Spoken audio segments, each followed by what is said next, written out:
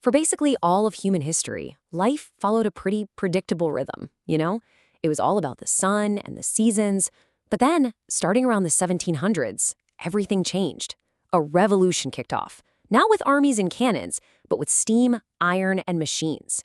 This was the Industrial Revolution, and it didn't just change the world. It literally built the one you and I are living in right now.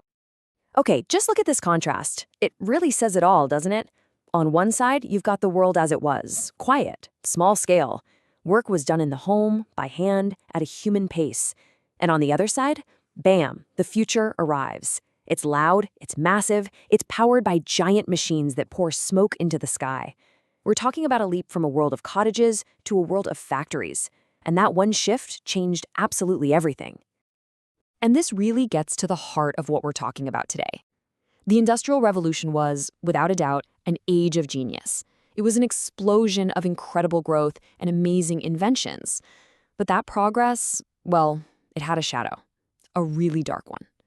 All that genius came at a staggering cost, both for people and the planet. So to really get a grip on just how huge this transformation was, we've got to ask, what was life actually like before the machines took over? Let's jump back in time to the 1700s. So for the vast majority of people back then, life was all about farming, and not big commercial farming. We're talking subsistence farming, which basically means you grew just enough to not starve. Your entire world was your village. If you needed something, it was made locally, probably in someone's living room. That was the whole cottage industry. But let's be real, life was incredibly hard. It was a constant grind, a battle against hunger and exhaustion. And the idea of improving your situation in life, yeah, that wasn't really a thing for most folks. So, this massive world-changing shift had to start somewhere, right? Why Great Britain? Well, it turns out it was the perfect storm. All the right ingredients came together in one place at just the right time, making it the cradle of the revolution.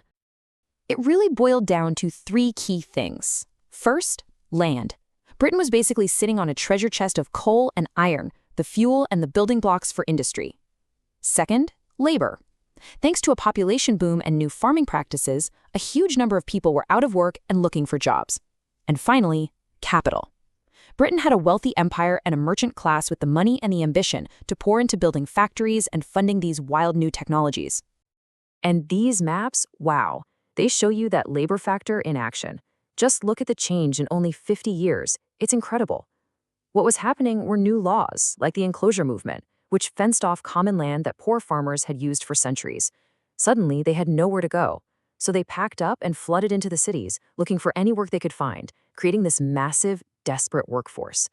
This huge migration to the cities is what we call urbanization. All right, so the resources are there, the workers are there, and the money's there. The stage is set. Now let's get to the progress part of the story, the incredible inventions that were the literal engines of this change. And the change these inventions brought was just mind-blowing. Take making cloth, for instance. The old way, in your cottage, you're spinning one single thread at a time. It's painstaking work. Then along comes James Hargreaves spinning Jenny. Suddenly, one person with one machine could spin 120 threads at once. I mean, that's not just an improvement, that's a total revolution in how things are made. It was a complete game changer. But here's the thing. As revolutionary as inventions like the spinning jenny were, the real heart of the Industrial Revolution, the invention that powered everything else, was the steam engine. James Watt's perfected version was the true breakthrough because it gave you reliable power anywhere. Before, you had to build your factory next to a river. Now, you could build a factory right in a city, power it with coal, and then use steam-powered trains to ship your goods. It was everything. And if you want to see the impact in just one number, look at this. It's absolutely insane. In 1760, Britain produced about 2.5 million pounds of cotton. 80 years later, thanks to these new machines, that number exploded to 366 million. That's not just growth, that is an unprecedented explosion in industrial power. But that incredible number, all that amazing progress, it was built on the backs of ordinary working people. And this is where we have to talk about the price they paid, because the human cost of this new industrial world was just immense. Factories were just brutal places. Imagine working 12, maybe 16 hours a day, 6 days a week.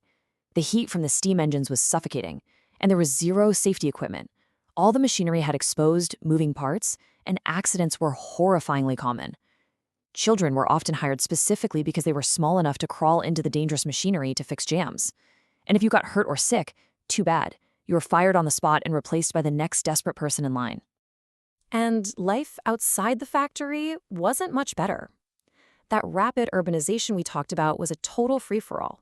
Cities just exploded without any planning, leading to these massive, filthy slums. Houses were thrown up with no sanitation, no garbage collection, and no clean water. Factories dumped all their industrial waste right into the rivers that people were drinking from.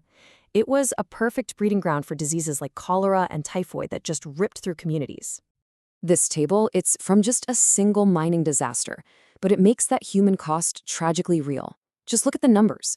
Out of 91 people killed in this one explosion, you had wagon drivers with an average age of 12, and trappers, kids who worked in total darkness, opening and closing doors for mine carts, as young as 8 years old. These weren't statistics. They were children working and dying in some of the most dangerous conditions imaginable.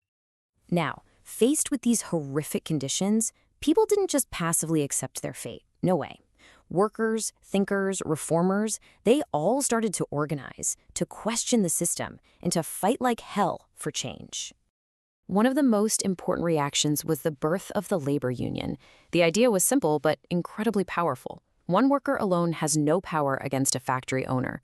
But if all the workers band together, well, now you've got some leverage. They could negotiate as a group, that's collective bargaining, or they could all walk off the job in a strike to demand better pay and safer conditions.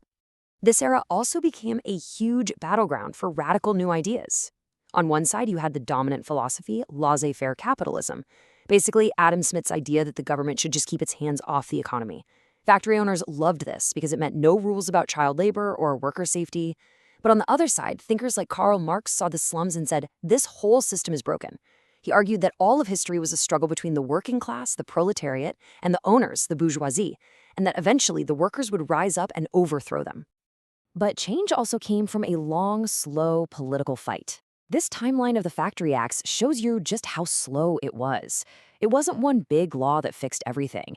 It was this slow, painful process of chipping away over decades.